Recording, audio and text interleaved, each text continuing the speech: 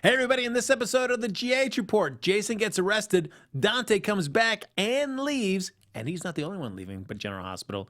We're going to break that down and more next. You're tuned in to AfterBuzz TV, the ESPN of TV talk. Now, let the buzz begin. Hey, everybody, welcome to another episode of the GH Report right here on AfterBuzz TV, breaking down all the shenanigans happening in Port Charles. I'm Frank Moran. I'm Carla and And as always, folks, like us on Facebook, give us those 5 stars on iTunes, subscribe to the YouTube channel, and Carla's got her iPad up and running, which means that chat is up and running, and you're in there. It is. So let's do roll call real quick. Fantastic Family Adventure, Stuart Pierce, Annie Goen, Nikisha Jones, Michael B, Dolores Leach. I said Annie Taylor Grant. I think it's Super Chai Peabon. Oh, he hasn't been here for a while. Joan C, Jean, and I think that's War Hero 99. And another brother, and of course, Loretta, and of course, our girl, Kelly Public Cover. Hey, y'all. Look at that. So, folks, usually what we like to do is we kind of take a general thoughts and impressions about the last week in Port Charles, and then we break down some specific storylines. Then we get to some news and some gossip. But we're going to jump ahead to some news right up here up top because last night it broke. AfterBuzz TV. That's right. So hot. So sizzling hot. It went out there on the internets that Michelle Stafford is leaving General Hospital and returning to YNR to reprise her role as Phyllis. Her contract was up at GH, and her and the show just could not reach an agreement. That makes me really sad. Because I adore her as Nina. But what that is going to mean is I don't know how quickly she's leaving, but what that's going to mean is that they're going to accelerate whatever that storyline is with finding the results for Sasha and all of that. And I don't know what that means for the characters involved in that storyline, particularly the girl that plays Sasha and Valentine. It is rough because I could see them recasting because Michelle Stafford originated Nina when she came out on the show. This was a part that she started. I could see them recasting it. I don't know if that would necessarily be for good or for ill, but is Nina so essential to the show that you would want to recast, or they could just write this off and Nina leaves as Michelle leaves? I partly agree with you. They could recast Nina, but it's gonna take a minute to get used to a new Nina, just like it took a little bit of time to get used to like it takes a little bit of time to get used to any new character that replaces somebody. Like, I think the only person on General Hospital who hasn't been played by a different character is Sonny. Yeah. Nobody else has played Sonny Corinthos. Nobody, except for Maurice Bernard. So, and they know that if they do that folks would be like out. Yeah. If they got the right person with the right energy and the right, what's the word I'm looking for? That gusto and that little bit of zing that Michelle Stafford has in playing Nina, then I think it would be okay. But otherwise, I say, just let her, Sasha, and Valentine leave Port Charles and bring somebody else in new. Well, there has been, and we've talked about it so many times in terms of Nina's storyline, where there are so many landmines in her relationship with Valentine. Secrets that she doesn't know about, on top of secrets that she doesn't know about. Right. She still doesn't know about the Sasha thing, and that's going to come out, but then it's also got the Claudette stuff simmering in the background. So this is a character that you could easily just write out, where she's just fed up with all these lies that Valentine says, and then I just have to leave town. I just can't do this anymore, and it's gone. Yeah, yeah. But I also, just Nina as a character, I don't know if I see her so tied into General Hospital. To the fabric of General Hospital, to the point where it would matter if she was recast. Like I said, I kind of sort of agree with you with that, but if they go down that road, if that's the route that they decide to take, it really needs to be somebody that can really capture the essence. Not be Michelle Stafford, because I would never say that about another actor coming in to replace another actor in a role, because that's just foul. But whoever replaces her, if that's indeed the road they go down, they need to have that zing. Because the thing with Michelle Stafford in her portrayal of Nina is that she had that thing where she could come for you, and her those steely eyes of hers, like she wouldn't have to say a word. All she had to do was just stand there, and you were like, oh, okay, Nina about to go in. Yeah. You know what I'm saying? So, yeah. It's always tricky. This is the thing about soap operas that's always really tricky when somebody leaves and they recast. We had the same conversation not too long ago when Billy Miller came in to replace, to redo the role of Jason, and then they brought the original Jason back. And that was awkward for a minute, but kudos to GH for finding a way to make that work. Like, they found a way to make that work, and they found a way to make it work because they discovered that there were fans that had really taken... Billy Miller's fans came over from his other soap and followed him to GH. So they didn't want to lose those fans and the people that love the original Jason. So they found a way to like blend that into the Port Charles fabric, and it worked, and it's working really well. So hopefully, you know, if they decide to keep the character of Nina on GH, they'll find a way to do that with that character in Port Charles as well. Well, to your Drew Jason thing, well, it's been great that they've been able to find at least a place for both of them, but you can definitely tell. I mean, it's a Jason show. I mean, you know, dude, with supporting guest star, it was always the Jason show, but like, you know, come on. But it's like they said, like I said, they found a way to kind of make it work. Like, yeah, Drew, once they brought the original Jason back, it was a wrap. We all knew that because everybody loved Jason. Like, I said many times on the show that I was like, I don't know about them replacing Steve Burton. Like, I would say that all the time. And then Billy Miller kind of grew on me. But the thing that was funny is that they the thing that made me laugh is that they were trying to dress him like they would put him in the leather jacket and the jeans. I was like, I don't know how I feel about that. But it's all kind of grown on me. And then what they did was they gave Drew his own storyline with Kim and Oscar. So then it separated him from that whole Quartermaine, Sam, Sonny drama. And he was able to carve out his own identity as a different character. So that was kind of cool. I guess, but I mean, if you looked at the screen time that Billy Miller would get before Steve Burton came back compared to what it's like afterwards, man, it's Look, like... I bet Billy Miller ain't complaining about that paycheck. I'm just saying. I mean, and to Billy Miller's credit, that I know he does a lot of pilots and other things that, you know, so maybe... And he probably needs that flexibility Yes. to bounce if he needs to. So with Michelle Stafford leaving, what will you miss most, or what did you enjoy most about Michelle during her time? Oh my God, Michelle for me is the same way. I have the same love for Michelle Stafford that I have for Maura West. I've talked about them equally, about how much I adore their acting ability on that show. They're such wonderful actors. They know how to they just know how to take something off the page and put it on the screen in a way that I've never seen on General Hospital. They are just really masterful at what they do, both of them. Michelle Stafford could wear a dress, honey, like nobody could. Like those little designer ditties that they would put her in. I'm like, I don't know if she naturally is fit like that or she works hard at it, but those dresses, I was like, ooh, what fashion is Nina wearing today? I was living for her fashion. You know, because of course she's a fashion editor, so they had to have her look fabulous, but I was living for her wardrobe.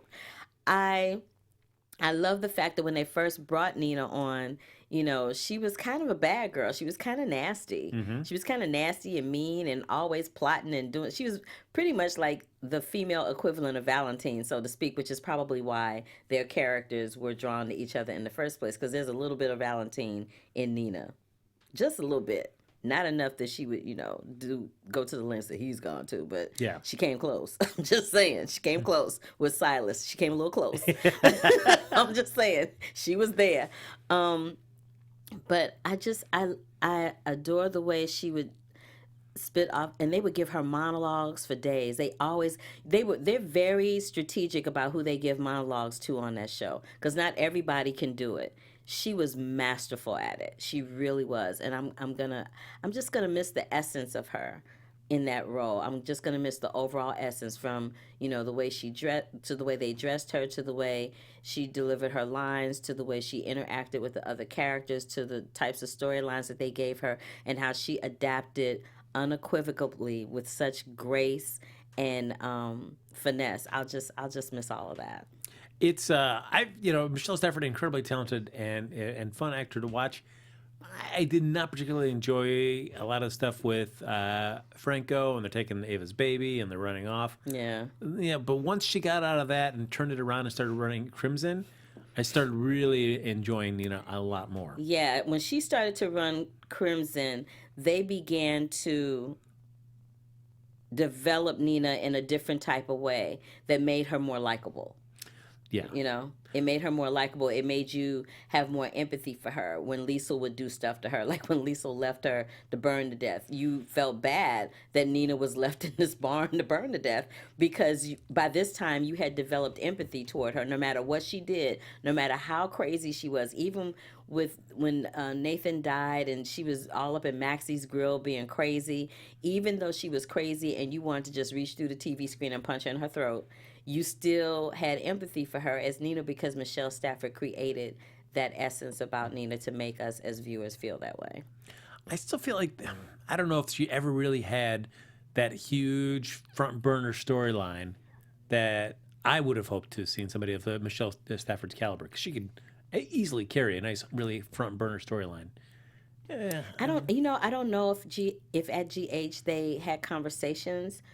They have conversations with the actors about their storylines and where they're going. Like, I know some actors, when they're at a Maurice Bernard status or a Susan Lucci status, they do discuss with them their storylines. But with people like Michelle Stafford or Kirsten Storms or some of the other folks on the show, I don't know if they discuss their storylines with them and they just kind of get what they get when they get that script the night before. And they just got to go for it, which is frightening and exciting all at the same time. Yeah. You know what I mean? But I agree with you. She could have, if she had had something chewable, chomping at the bit, material-wise, like Mara West had, I think, it would have been really great for her, and she wouldn't be bouncing to go to another soap. Yeah. I will. It'll be interesting to see what they do with her. I will miss the time with her and Maxie. I always thought that was a nice.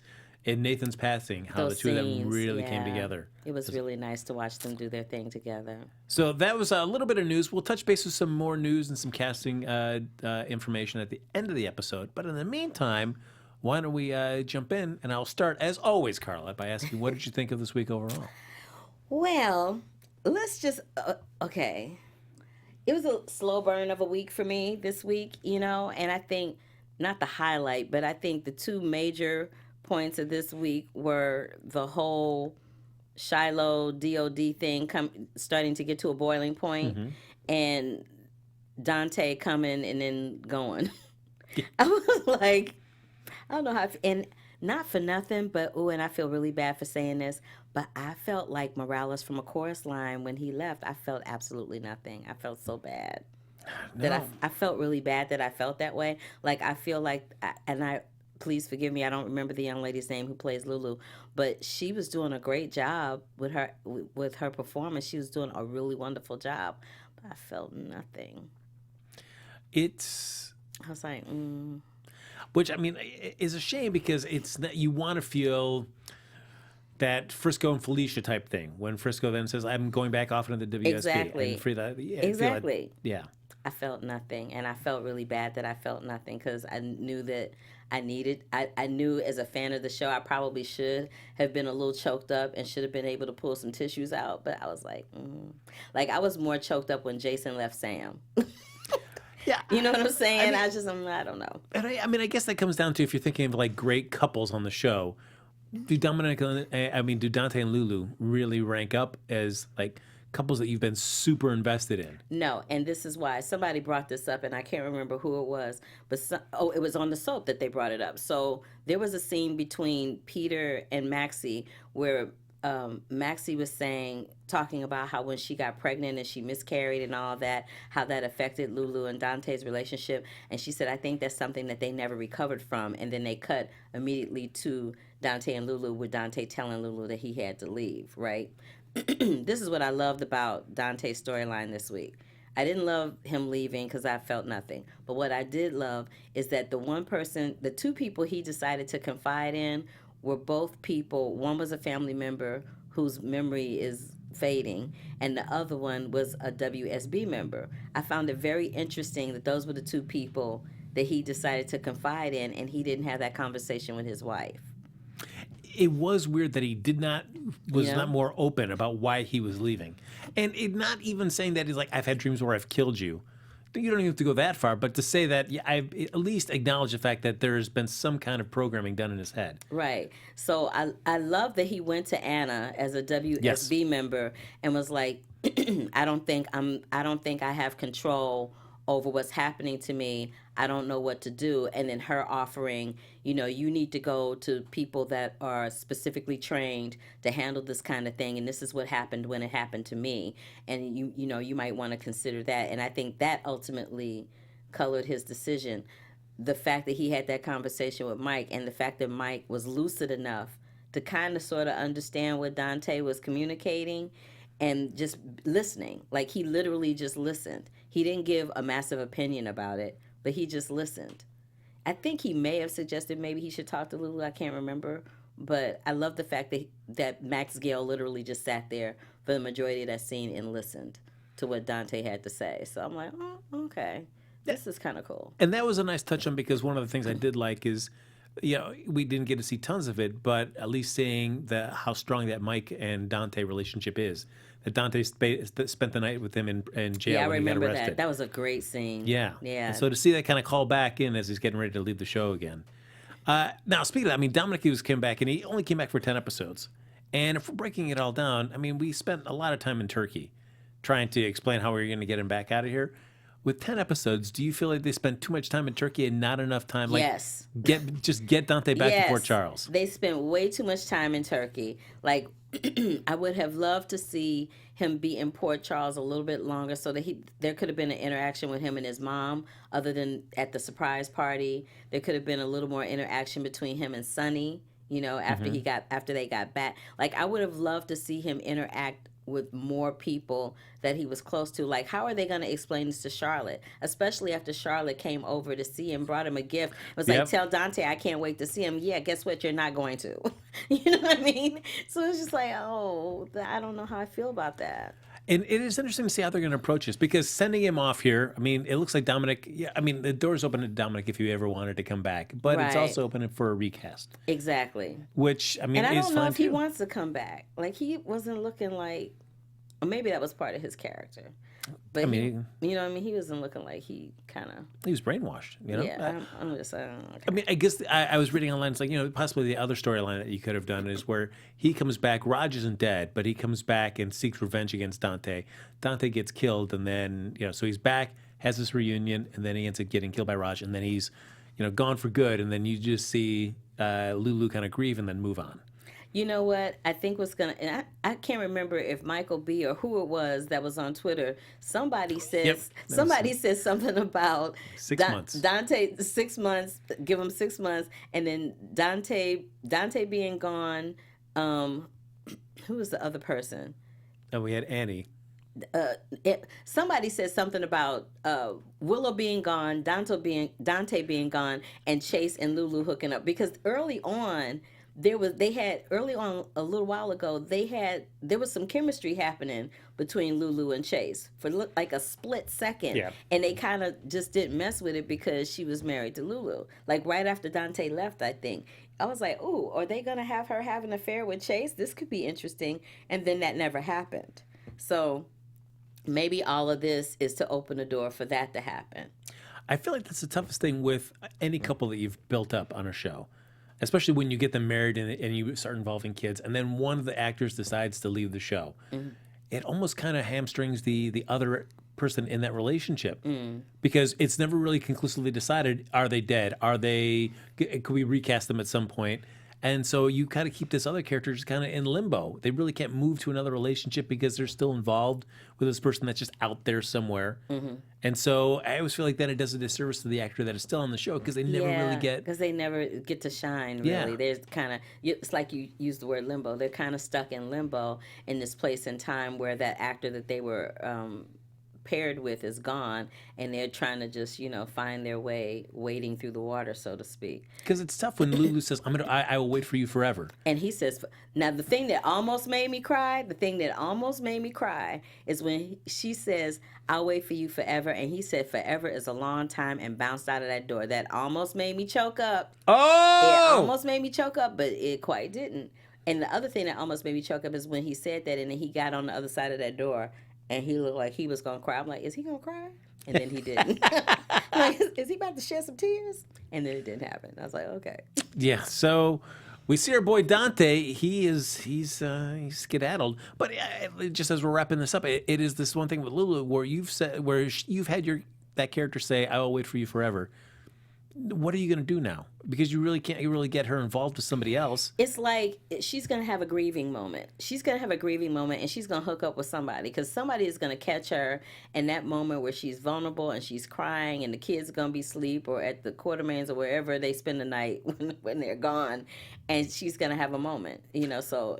I mean, I guess last time it was, Dante who cheated. It's time for Lulu. She won't be cheating, really. I mean, they taking a break, so technically, she ain't cheating. I think I'd rather see Dante come back, maybe. I mean, I want him to come back one more time. I just need for Dominic to come back one more time to have a resolution with Dominic. You know what I mean? Not necessarily Dante, but with Dominic on GH. I just need for there to be resolution with that, because I felt like this wasn't it. Yeah, you know what I mean? I would be fine if they recast it. Give me 6 months and recast it out. I feel like this was a chance at least to bring Dominic back to say goodbye to some actors, have some scenes say goodbye. That's what I'm saying. Like they did with my boy Luke. Like give a brother a moment to say goodbye and have some quality, scene work with some folks that he's been on the show with for a long time. Well, who other than Maurice, who he had scenes with, and then with his mom, he had that nice scene with, and of course he had some scenes. And Mike. Who else on the show would you have wanted to see him have? Carly. Really? Yes, because they've had some stuff, they touched upon it over the years, but it never really kind of played out. I'd like to see him have a scene with Christina and Molly and Michael. Those are his brothers and sisters. Of the three of them, you never see him really interact with anybody other than Michael. Like the scene at the party where Michael says, yeah, Christina's in a cult. Like the fact that he just busted, that made me laugh out loud. Because he's like, so how's everybody doing? He's like, well, Christina's in a cult. It's like, I guess there's no really easy way to say that. But when he said it like that, I was like, did you really just do that? It was funny. It made me laugh. I was like, okay, Michael. I almost would have liked to have seen him and Chase, because they didn't really get much chance to partner together before he left. And they were partners, and he kind of clowned them during the nurses' ball and stuff. Yeah, so I would like to see that too. But you know what? You know what else I want to see? I want to see who else's story? Let me see. Who else's storyline kind of intrigued? Oh, yeah. Well, before we get to that next topic, I should just real quick say. Folks, thanks so much for helping us become the ESPN of TV Talk. We do a lot of great shows here. You watch a lot of the great shows that we do, and you've really supported us throughout the year, so we really appreciate it. But we're also asking for a little help from you as well.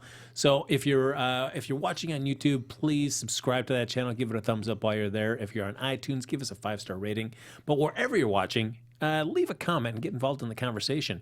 I know Carla loves reading all your comments here in the chat, but why not do something that Carla could go home and grab a nice glass of Pinot Grigio and just sit there and read the comments out later on at her leisure. But thank you so much doing the show as well as the other shows we get to do here at AfterBuzz, whether it's on AfterBuzz, Popcorn Talk, Black Hollywood Live. Is fantastic, and so we really appreciate you giving us the opportunity to do that. So continue to watch and enjoy our shows. Thanks. Yes, and so let me just say, I know y'all in the chat room, and I shout you out when I can, and I type when I can, but y'all, it's hard for me to have a conversation with Frank and type and talk to y'all all at the same time, but I do the best I can, Odessa. So yes, it is live, and I will answer, but sometimes when I'm talking to Frank, I can't necessarily look down at the screen and address what you've said. But now that I've said that, we're going to move on to what Odessa did bring up. Oh, yeah. She's like, she wanted to talk about DOD and the dead baby and all that. I mean, first off, what I'll just say with Willow is with Michelle Stafford leaving, there was the talk of Willow was going to be perhaps Nina's. Right. We talked about that for weeks. Yeah. So now it's like, I wonder if that's going to happen or not. probably not. And I feel like the fact that we haven't had it teased yet No. makes it think that they're going to course correct that. Yeah, it's not going to happen. But this is the thing that I love. This is what I loved about all of that. So I love the fact that Shiloh was all up in Jason's face, and Jason literally punched him in his throat. Yeah. Jason literally punched him in his throat and threw his butt up against the wall and was like, and not for nothing, but more than one character was like, look, if Jason wanted to hurt him, he'd be hurt. And then Jason himself was like, you're right. If I wanted to hurt him, he would be hurt. But I just needed him to know that keep messing with me. Not only will I do this, but the next time you won't survive it. I was like, yes, Jason, yes. I was so excited by that moment. Do you think excited. Shiloh got the message? No, because Shiloh is an egomaniac. Yeah. He is an egomaniac, and he's so blindly focused on Sam and Christina that he can't see the forest for the trees, to his detriment.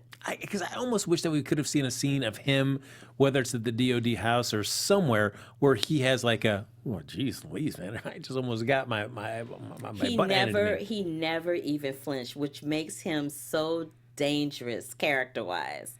It makes him really dangerous. Because really, Jason Morgan and punched you in your throat, and you ain't scared and having a moment, that says a lot about who Shiloh is at the core. I'm like, oh, he's a lot. He's a little scary. Well, because Jason says like the whole reason he did is he wanted to make Shiloh scared, and having him scared is a good place for him to be in. Exactly. But I still don't feel like I don't see Shiloh being scared. So I don't know if I think Jason's thinking a lot more happened than I think at least happened. I think Shiloh is scared, but Shiloh's not gonna let in, because if Shiloh lets his DOD followers know that Jason Morgan shook him up, then what does that do for him and his organization? It makes his followers go, well, you're not as unshakable as we thought. We're out. We're bouncing. Like, who are, you know what I mean? Yeah. He's created this persona of somebody who's unflappable. So if we see that he is flappable simply by Jason punching him in his throat, then his followers, especially Christina, be like, well, I thought, yeah, so that's a whole nother thing. And then I love the fact that as much as I hate to see Brad coming, because Brad just irritates me beyond belief with him. Every time he shows up with that baby and he has that angst look on his face, I'm like, I cannot. But I love the fact that when he showed up this time and Willow was holding baby Wiley and she saw that DOD book in that baby carriage, she's like, yeah, I won't be leaving town after all. I'm going to stay because I do not want my child to be. And I feel bad because then she's going to find out that that's not really her child. And that's a whole nother can of worms that they're going to open up. But I do like how Chase has been involved with the storyline. But I did have to laugh about everything after Jason gets arrested and Chase goes to talk to him in the interrogation room. It was comical. It was comical. Where, I mean, and Jason just does his like, I'm going to stay quiet. I don't have anything to say until my lawyer's present. So it would be like he leads him out there. Shiloh drops the charges, so they're going to release him. But it's like Chase has to keep reminding him, if you find anything out, you let me know. And Jason says nothing. So I'm just like, is it working, Chase? I don't know. And then not for nothing, but I wanted to punch Margo in her throat through the TV screen, too. Because I'm like, first of all, we ain't seen her in weeks. And then she's showing up talking that same yang. I'm like, girl, I'm going to need you to go sit in the corner. Let Jordan handle it. And I'm going to need you to go sit in the corner and shut the hell up. All up in Jason's face. If we find anything, I will. Girl, bye. Bye, Felicia. Yeah. Like, really? I cannot with her.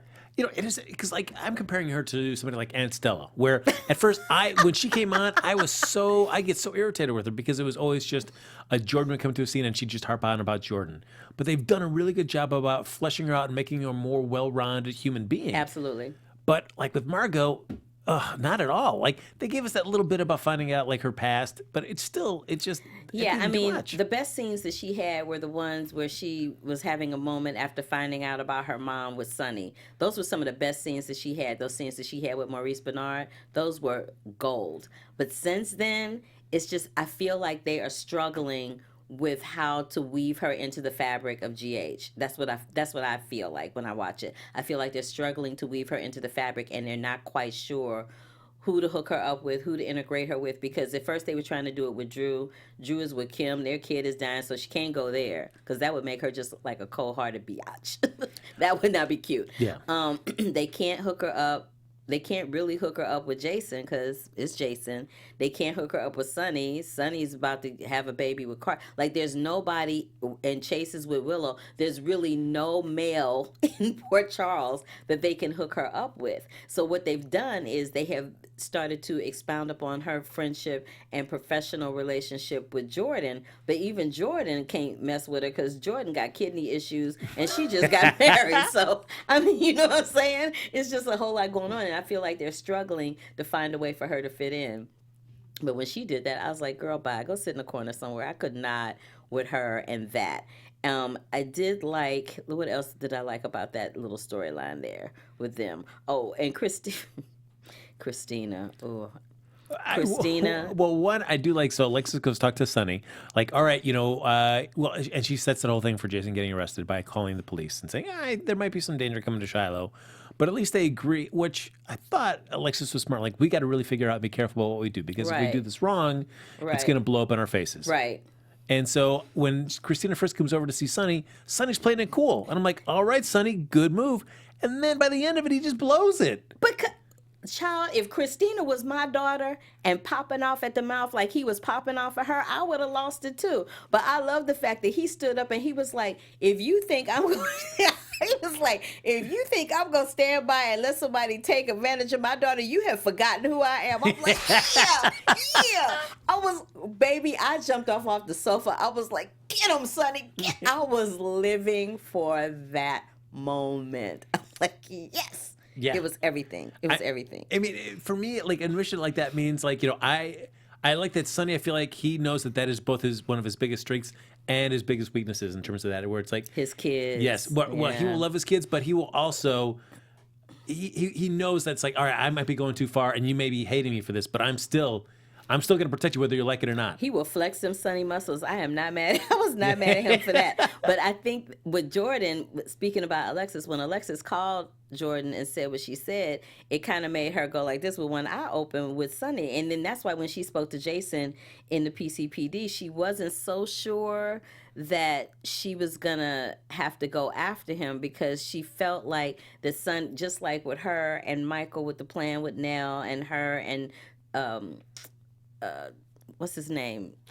Franco. Yeah. With the plan to flush out Ryan, I think she's about to go into another plan with Sonny and Jason in regards to Shiloh. And somehow I think that's not going to get to play out because I think her health is going to get in the way. Because there was a scene where they had her standing around the corner and she, grabbed her side like her kidneys were hurting her. And you can't be messing with kidneys. They're not cute. So. No.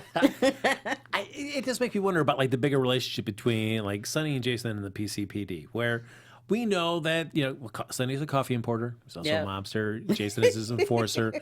But, all that business happens, and we never really see much of it, a lot of that stuff. Yeah. We see more of them helping out and saving people a lot more on the show. Yeah, yeah.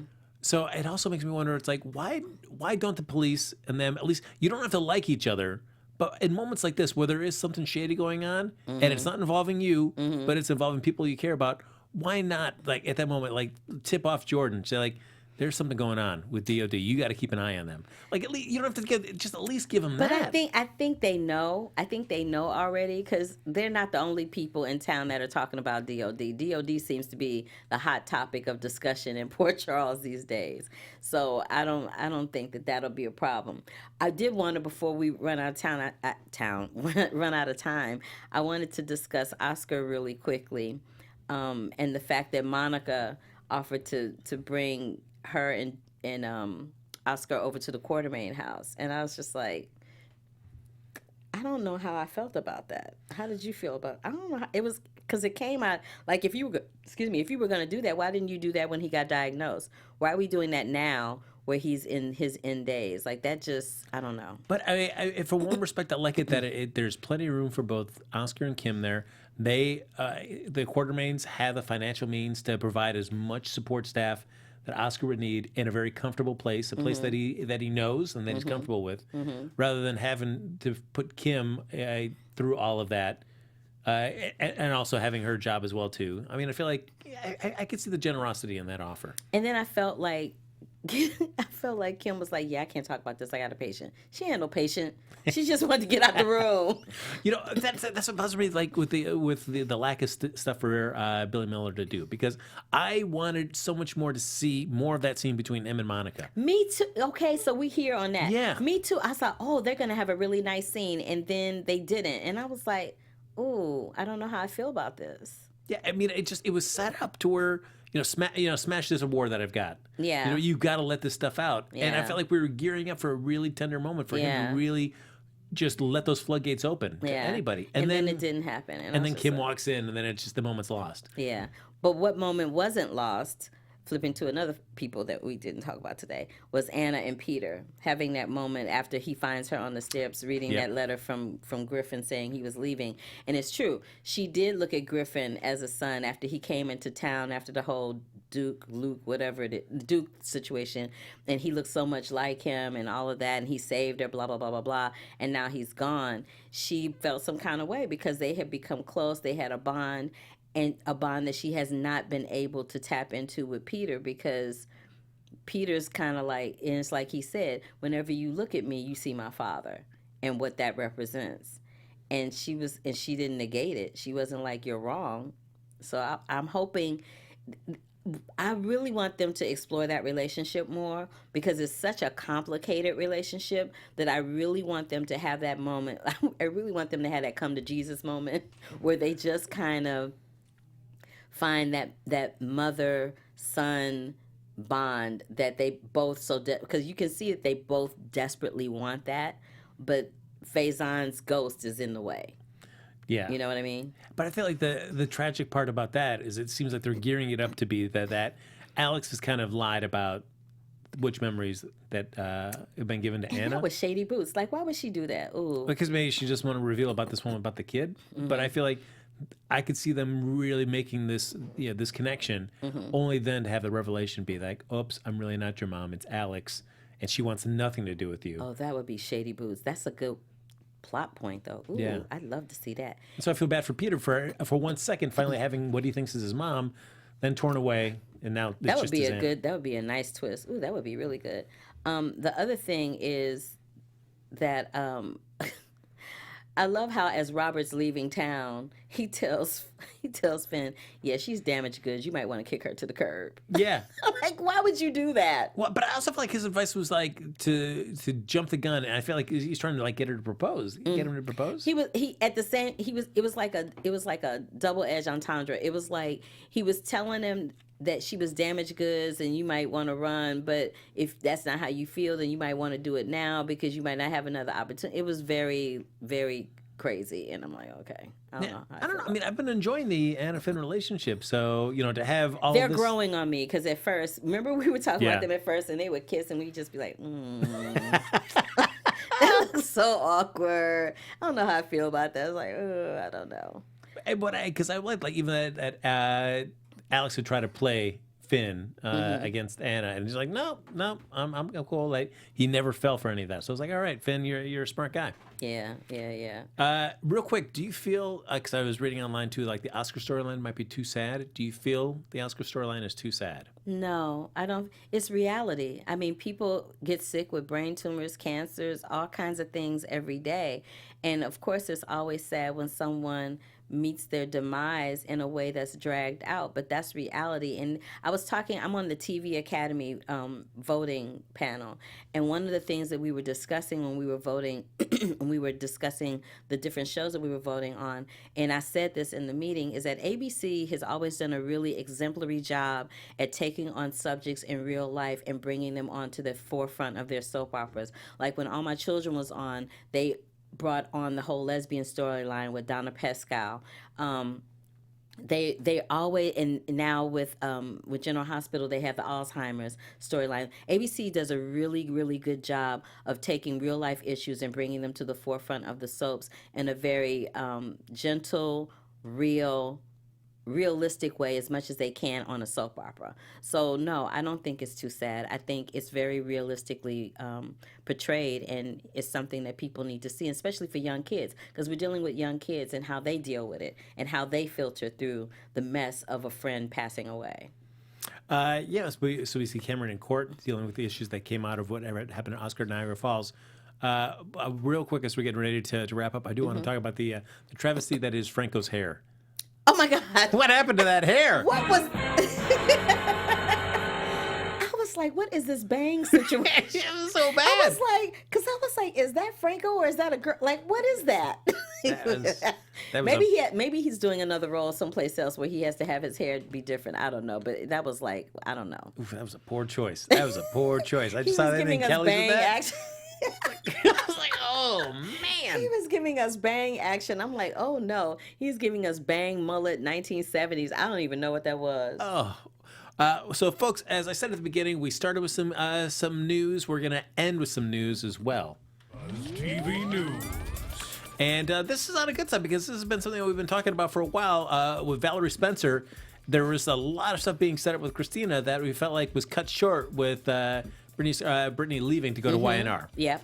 They have announced that they are recasting Valerie Spencer, which is great. That's and it's going to be an actress by the name of... there we go. Look at me. I had that name right there. There you go. Had that name it's right Paulina Bugembe. She's going to start in May. Recast as Valerie Spencer. Oh, cool. That'll be interesting. Yes. I can only hope, though, that this will mean... please use her more than what you've been doing with Brittany. Yes. This is a storyline that could be a lot of fun. It needs to happen. Yeah. It needs to happen. We need to see Christina have that storyline, and we need for her to be on the screen and us not hate her every time we see her. Yeah, because now she's getting on my nerves. And this storyline needs to be something that needs to be tended to. It can't be just like once every couple months that she shows up and we move the story incrementally. Yeah. Let's commit to it and let's see it play out on a more frequent basis. Yeah. So, folks, holy cow! Look at this. The buzzer's rung. This episode of the GH report is done. Absolutely. Well, time flies when we're having a good time. I know. We were having a good time. That's Franco's hair, everybody. Just Franco's hair. Holy cow. Folks, thanks so much for joining us. Thanks, everybody, for jumping in the chat. We couldn't do the show without your thoughts. I know Carla really apprecited it. She's now taking this moment while I talk to do some last-minute typing to everybody there in the chat. But, folks, in the meantime, though, like us on Facebook. Give us those 5 stars on iTunes. Subscribe to the YouTube channel. And if you want to stay in touch with either of us after the show's over, Carla, where can they find you? You can find me across all social media platforms at The Curvy Critic. You can also find me right before the GH Report with my boy Michael B., who's always in the chat room with me at The Curvy Critic with Carla Renata over at Black Hollywood Live. And you can see all of my film reviews on the latest releases and classic films at thecurvyfilmcritic.com. Oh, and I'm on Rotten Tomatoes, too. Oh, just that. Oh, just that. Look at that. And she's got a show, your Focus show as well. Oh, right. I forgot. Yes. Oh, thank you. So you can also catch me on YouTube and I think on Facebook. I am on season 2 of You Know That Scene, which is a Focus Features web series with 5 film critics, including myself. That's right. My other job is Carla's hype person. That's right. But what? Carla Bernada in the house. Folks, follow me on Twitter and Instagram at HappyGoJacky. Happy Go Jackie. Folks, we'll see you back here next Sunday with an all-new episode of the GH Report right here on AfterBuzz TV. Bye. Our founder, Kevin Undergaro, and me, Maria Menounos, would like to thank you for tuning in to AfterBuzz TV. Remember, we're not just the first, we're the biggest in the world, and we're the only destination for all your favorite TV shows. Whatever you crave, we've got it. So go to AfterBuzzTV.com and check out our lineup. Buzz you later. The views expressed herein are those of the hosts only and do not necessarily reflect the views of AfterBuzz TV or its owners or principals.